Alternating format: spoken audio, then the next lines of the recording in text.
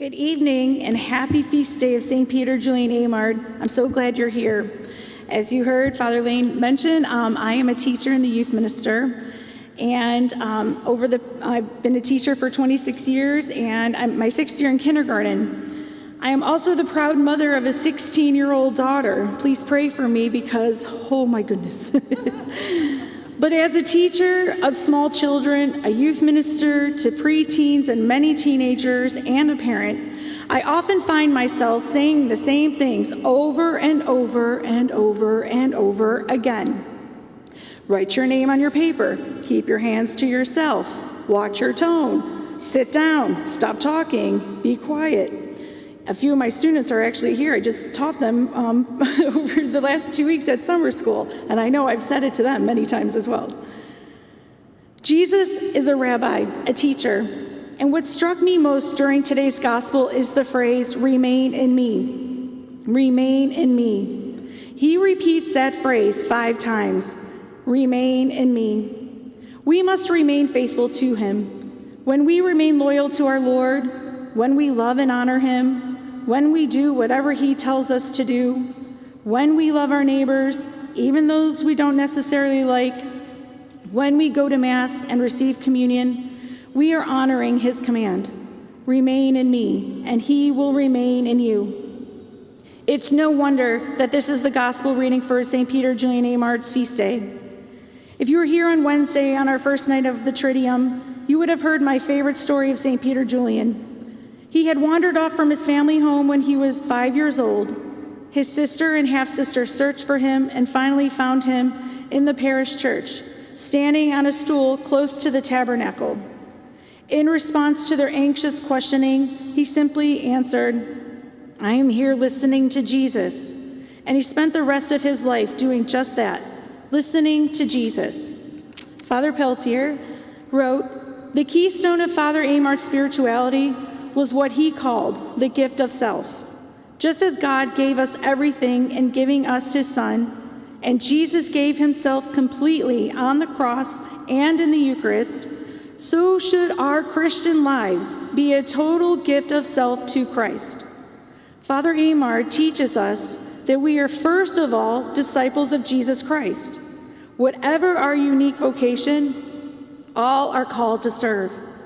Our parishes should be gatherings of disciples of fire with the same Spirit which led Christ to give his life for the world, of disciples who are being transformed day by day by having the seeds of resurrection showed by the Lord in our mortal flesh. All Jesus wants from you is your heart.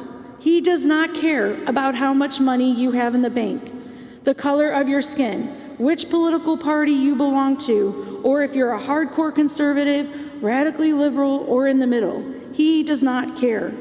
He does not care if you are well educated or not. He does not care if you are young or old. He does not care if you are popular or a wallflower, introverted or extroverted. What he asks of you is your heart. He says, "Remain in me and I will remain in you." He has told us time and time and time and time again to love your neighbor as yourself, to love God with your whole heart. People should know you are a Christian by how you love and treat others. They should be able to look at you and know by your words and actions who you belong to, because you have heard the time and time again that you are to be changed every time you receive communion. Remember this past Sunday's reading from St. Paul? We are urged to live in a manner worthy of the call you have received. And how could we do this? Well, as my good friend St. Peter Julian said, when we work hard, we must eat well. What a joy that you can receive Holy Communion often. It's our life and support in this life. Receive communion often, and Jesus will change you into himself. You understand that as Catholics, we are supposed to be changed into Jesus every time we receive him. We are fed and nourished, just like those who were present at the feeding of the 5,000. Day by day, week after week, we are fed in the same Spirit of God through Holy Communion. Christ lives in each of us and nourishes us, and because of this, we are to be changed. Another favorite quote of mine that Father Eymard has said is, "You take communion to become holy, not because you already are." And I know I'm preaching to the choir because you are here on a Friday night.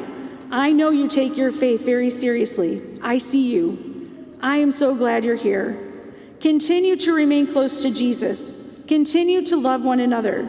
Continue to be a support for our parish family because our world needs true Christ-like people who show love, grace, patience, and kindness to others.